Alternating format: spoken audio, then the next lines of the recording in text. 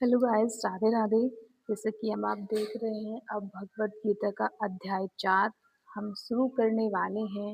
यथा स्वरूप भगवत गीता अध्याय 4।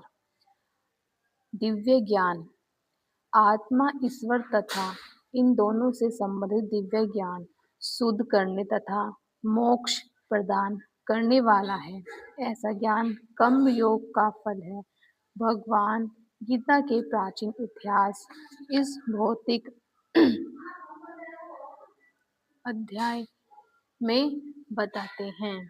तो आइए चलते हैं अध्याय 4 की तरफ कि भगवान श्री कृष्ण क्या कहते हैं इस कलयुगी दुनिया के बारे में। भूमिका मैं अज्ञान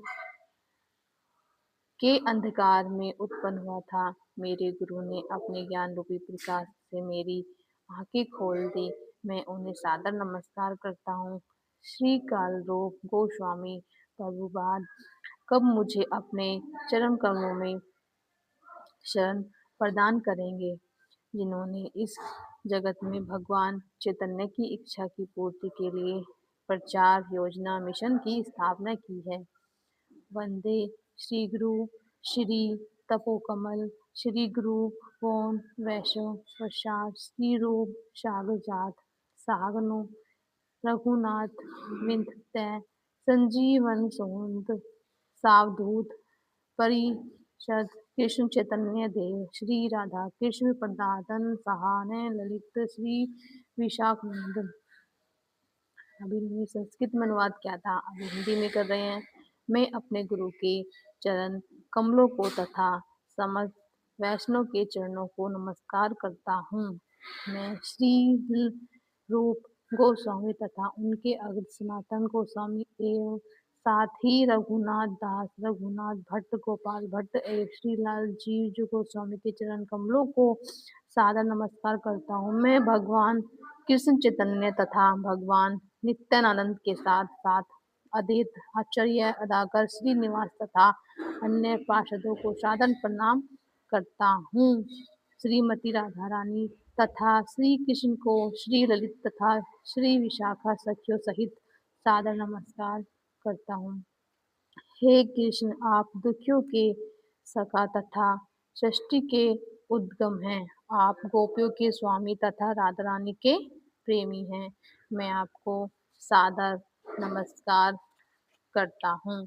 मैं उन राधा रानी को प्रणाम करता हूँ जिनकी शारीरिक क्रांति पिछले सोने के सदैव है, जो वृंदावन की महारानी हैं। आप राजा वृषभानु की पुत्री हैं और भगवान कृष्ण को अत्यंत प्रिय है। मैं भगवान के समस्त वैष्णव भक्तों को सादर नमस्कार करता हूँ। वे कल्प वृक्ष के समान सबों की इच्छा पूर्ण करने समर्थन है तथा पवित्र जीवन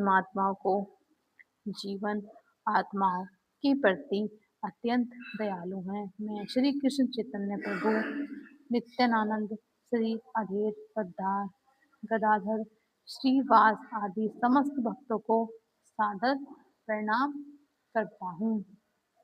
भगवत गीता को गीतोपनिषद में कहा जाता है, भगवत गीता में कहा जाता है यह वैदिक ज्ञान का सार है और वैदिक साहित्य का सर्वाधिक महत्वपूर्ण उपनिषद है।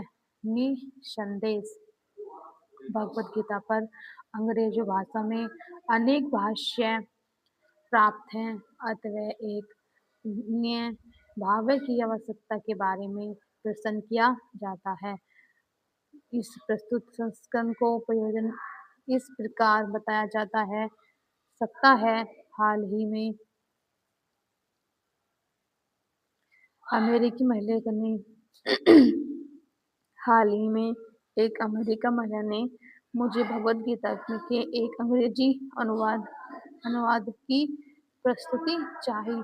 निसंदेह अमेरिका में भगवत गीता के अनेक अंग्रेजी संस्कार उपलब्ध हैं, लेकिन जहाँ तक मैंने देखा है केवल अमेरिका ही नहीं अपितु भारत में भी उनमें से कोई पूर्ण रूप से प्रमाणित संस्करण नहीं मिलेगा, क्योंकि लगभग हर एक संस्करण में भास्कर है ने भगवत गीता यथारूप के मम को स्पष्ट भी नहीं अपने मतों को बहुत किया है। भगवत गीता का मम भगवत गीता में ही व्यक्त है। यह एक प्रकार है, यदि हमें किसी औषधि विशेष का सेवन करना हो तो उस पर लिखे निर्देशों का पालन करना होता है। हम मनमाने ढंग से या मित्र की सलाह से खोज नहीं ले सकते। इस सेवन लिखे हुए निर्देश के अनुसार यह चिकित्सा के निर्देशानुसार करना होता है। इसी प्रकार भगवत गीता को इसके तत्व द्वारा दिए गए निर्देशों की ध्यान या स्वीकार करना चाहिए। भगवत गीता के व्यक्त भगवान श्री कृष्ण हैं।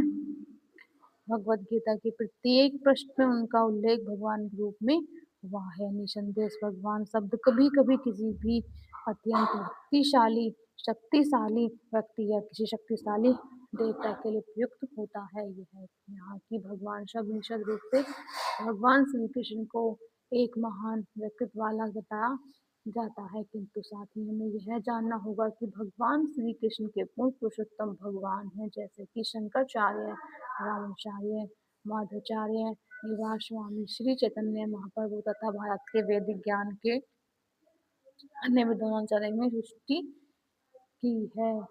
भगवान ने भी स्वयं भगवत गीता में अपने परम पुरुषोत्तम भगवान कहा है और ब्रह्म संहिता में तथा अन्य ब्राह्मणों में विजयस्त श्री भगवतम में जो भगवत पुराण के नाम से विख्यात है, वे इसी रूप में स्वीकार किए हैं।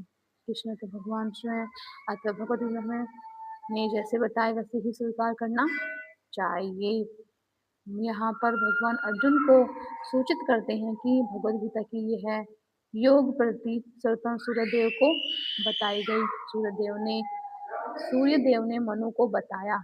जो सूर्यदेव हैं उन्होंने मनु को बताया और मनु ने इस शिक्षक को बताया। इस प्रकार गुरु परंपरा द्वारा यह योग प्रति का एक वक्त एक दूसरे को वक्ता के पहुंचाती रही है। जैसे मैंने आपको बताया, आपने किसी और को बताया, ऐसे ही एक दूसरे तक पहुंचाती रही है।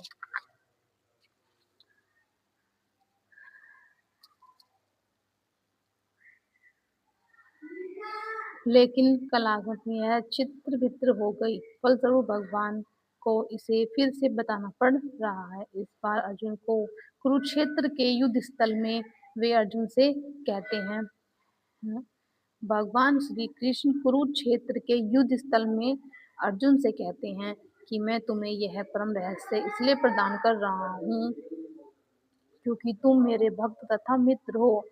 भगवान श्री कृष्ण के अर्जुन जो थे वे तो मित्र थे और अर्जुन जो थे वो भगवान श्री कृष्ण के भक्त थे।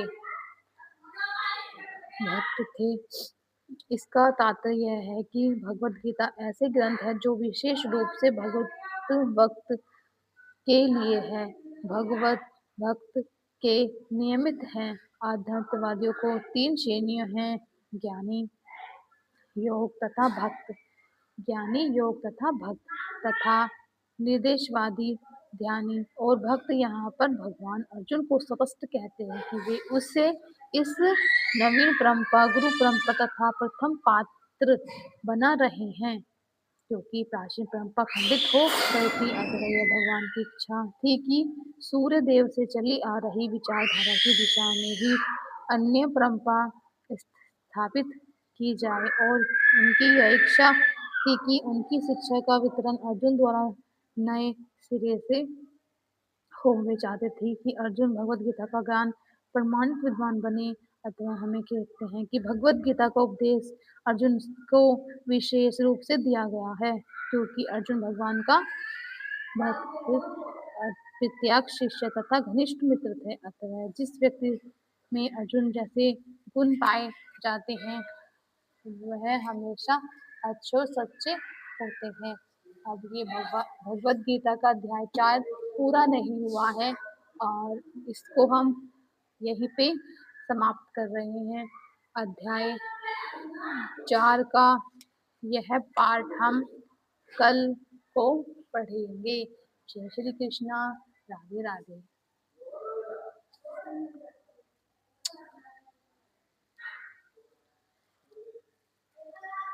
और बाय बाय।